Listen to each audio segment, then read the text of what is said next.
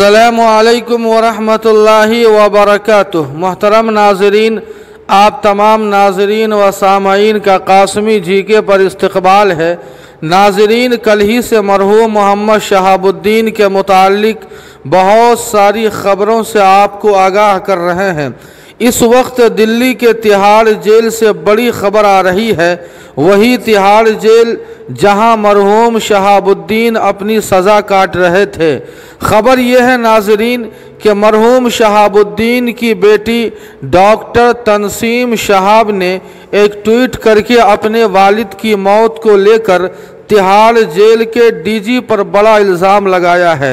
जी हाँ नाज़रीन, ख़बर बिल्कुल सही है कि मोहम्मद शहाबुद्दीन की बेटी तनसीम शहाब ने इल्ज़ाम लगाया है कि तिहाड़ जेल के डीजी ने मेरे वालिद का मर्डर किया है, जैसा कि लोग भी कमेंट कर रहे हैं।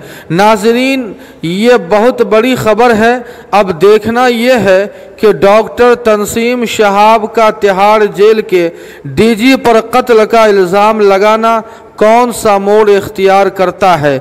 इस मामले में जो भी नई खबर आएगी हम आपको आगाह करते रहेंगे।